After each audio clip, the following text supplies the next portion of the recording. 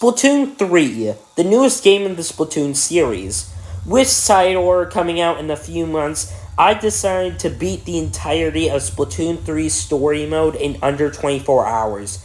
Yes, this is the sequel to the Celeste 24 Hours video. The rules are that I would start on 3:49 p.m. on September 24th, 2023, and I'd finish on 3:49 p.m. on September 25th, 2023.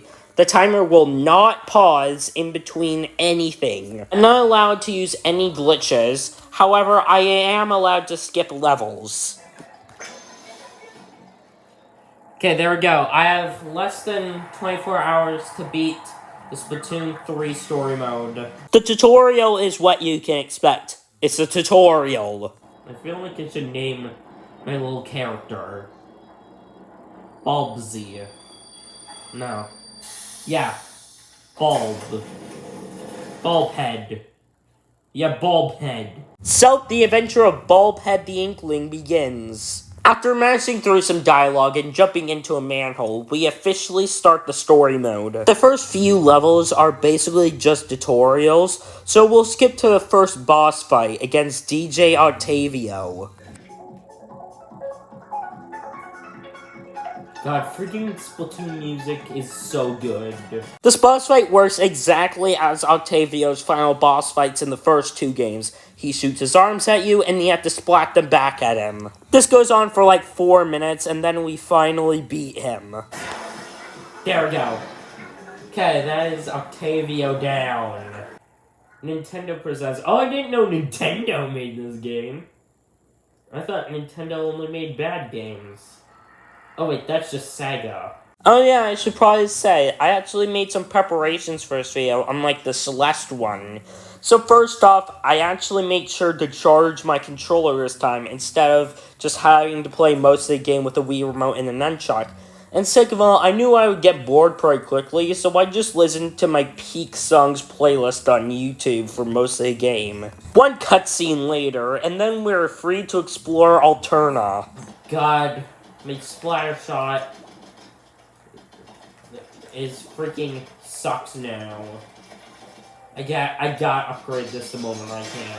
Get to know Alterna, your only choice, is basically another tutorial level. Now I get to tell you how the game works. Basically, you need to collect these power eggs to get rid of all this ooze. You get power eggs from mainly completing levels. You can then use the power eggs to throw small fry at the ooze, and then you can progress through the game. It doesn't matter how many levels you complete, as long as you get the power eggs necessary. Zip, Splat, and Jump, it was the second level that I did, and I love this level. Just zipping around the entire level with the zip caster is so amazing. Unfortunately, there is only 2 levels that do this, but man, I wish for more. Splatting on the flip side was next, and I lost some of the footage of this level. All you missed was just the rest of this level in a cutscene with Deep Cut. But hey, Site 2 already! Yay! The main thing that happened in Site 2 was that I did this awesome Tony Hawk trick shot to get this thingy.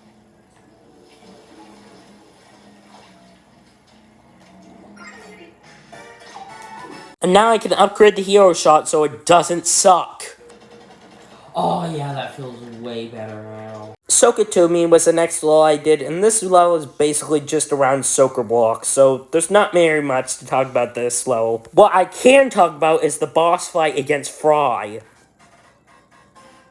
The zoom out is hilarious. This boss fight is mainly just hitting eels back at Fry, and then splatting up the cube to hit her. Do that 3 times and you win. Oh yeah, the plot! So it turns out Cuttlefish has been kidnapped by someone, but you don't get to know who it is yet. But anyways, Site 3 time. Yes, I'm going through the sites really quickly, mainly because I'm skipping a lot of levels. And hey, we hit an hour into the challenge already.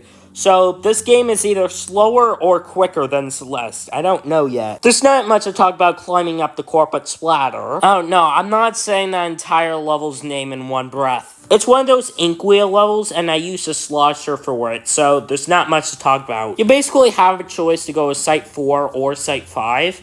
But I decided to go with Site 4, mainly because you have to fight all the bosses. So hey, Site 4! And then we have Ink Fast Hotshot, one of my least favorite levels in any Splatoon story mode. You basically have to splat all the balloons, but don't hit any of the fail ones.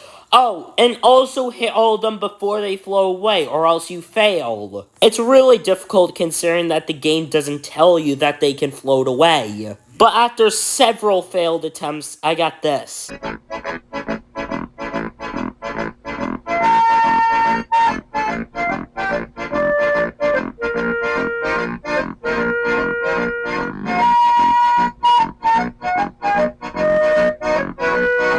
After that, I managed to open up a level before I was even supposed to. Let's put a pin in that. It's basically a bowling type of level, but you can't get hit by the bowling balls. And then we have the boss fight against my favorite member, Deep Cut Shiver. Yeah, she's my favorite, and though you guys all hate on her because you're all salty that Big Man didn't win the most recent Splatfest. What was I talking about again?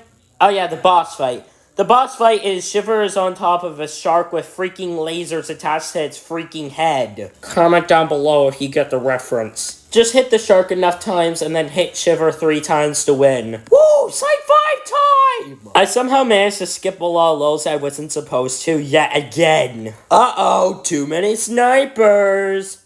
Yeah, that's the level name. After a quick dinner break, it was time for zipping over the neighborhood. The second Zipcaster level. And this one is still cool.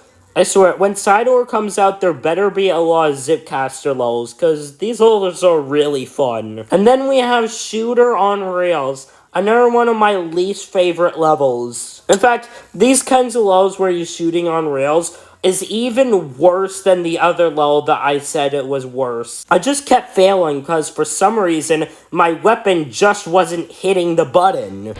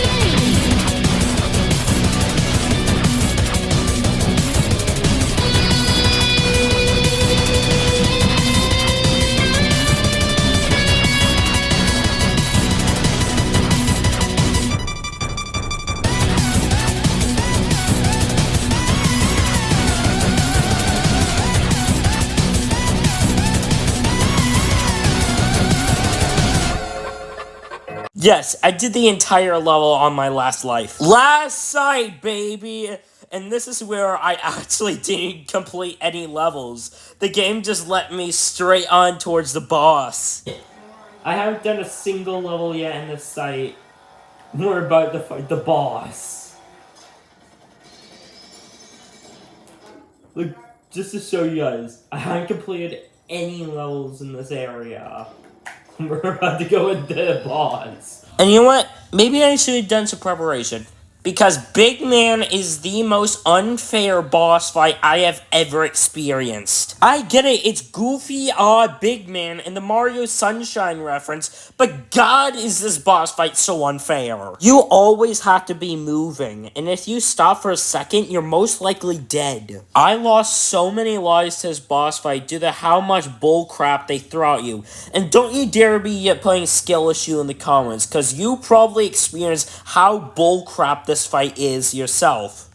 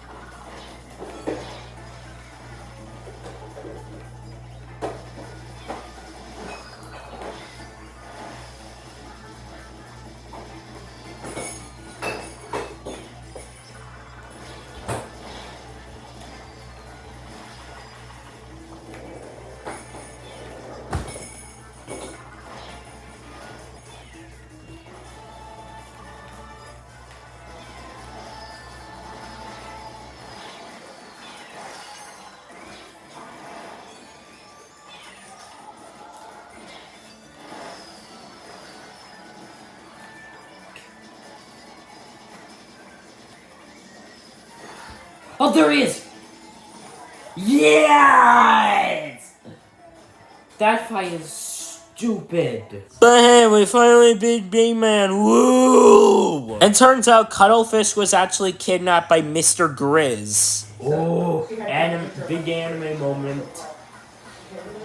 It's his canon event.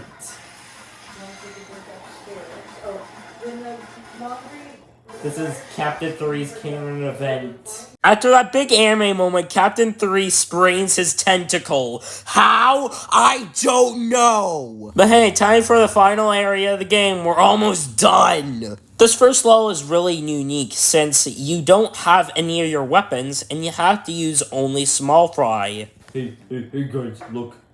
We're in the back rooms. There's not much to talk about the rest of this level, other than that I now have been recording for basically 3 hours now. I normally don't record that long. The most long I have ever recorded is at least 2 hours. And that was around the clock at Bikini Bottom. But hey, we get our crap back in time for more story. There's not much to talk about the second level other than squishing everything with a giant mallet. Guys, I have to say it.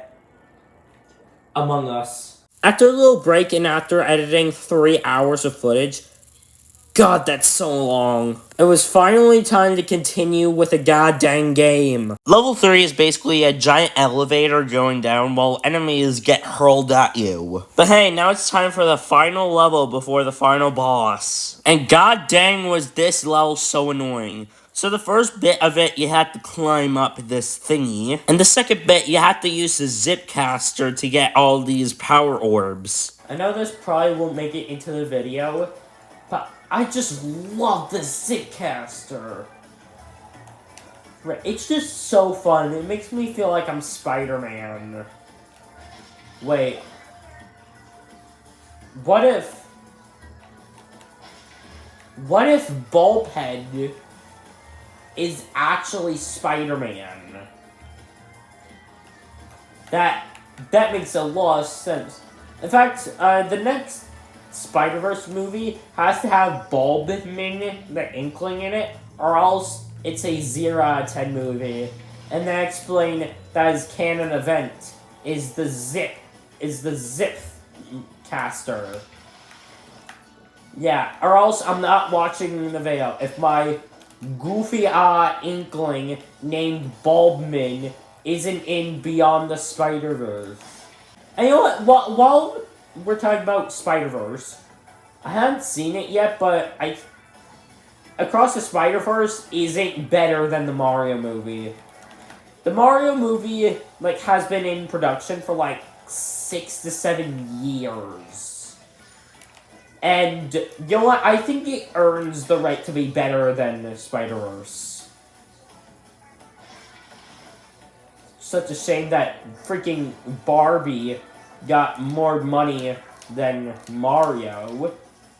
Like when I first saw the trailer for the Barbie movie, it looked terrible. And now looking at it, it kind of still looks terrible. And that's why I think Mario movie should win Best Feature Film this year. Ranting aside, the rest of the level was pretty simple. Welcome. It's just a giant teddy bear. So wait, so he's actually going to space. Yeah, he's going to space. It means the end of your employment. I don't even work for you. I'm Bulbhead the Inkling, and the end of the world as you know it to be clear. As per my memo, I'll be calling the planet in a fuzzy ooze in order to restore balance. Don't call it Hairmageddon. HR doesn't like it. Okay, I got that joke. He's a fish. I can just think of that one Scott the Waz clip, like, Rex is like, that's a fish! That's a fish! Duh. Oh my, that is the most cliche thing ever. Just a single tear brings it back. Oh wait, okay, are we actually going to space? Are we actually going to freaking space? Oh wait, are we actually going to space? Are we actually going to space?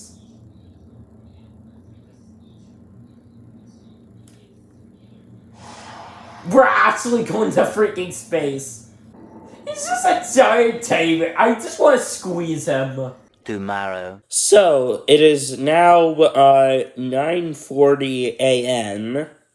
I have about 6 hours left to beat up Mr. Grizz, but I think I can do it. Well, the day didn't start off so great since I didn't get around to playing Splatoon 3 until 10:30 a.m. And while getting my recording setup working, my Byleth amiibo lost its head. But hey, final boss time. The main gimmick of this final boss is that you have to collect these golden eggs and then throw out the fuzzballs to get closer to Mr. Grizz. And then splat the thing on his chest until it pops, and then use Small Fry to eat it. In phase 2, he makes the whole rocket rotate, which is really annoying. I lost plenty of lives to phase 2 due to being too slow. Phase 3 is basically just the same, except he starts hurling things at you. But now it's time to team up with Octavio to beat up Mr. Grizz again. Okay, now this is final boss fight time, right? Small Fry is evolving. Small Fry is evolving. I thought I was playing Splatoon, not Pokemon. Now it's time for the final part of the final boss fight. You basically have 3 minutes and 33 seconds to get rid of 4 ooze thingies on his body.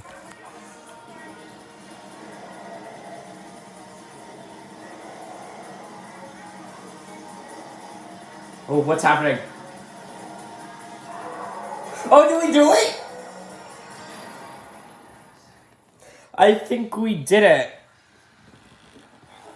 It seems like all of my work has been for nothing. And to change, the world can never be as it was. Moving forward is the future. I suppose this is it, then.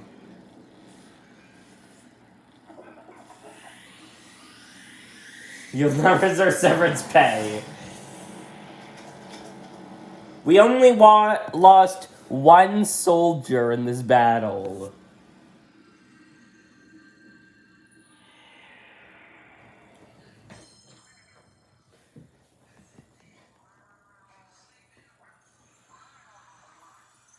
It's a circle of life.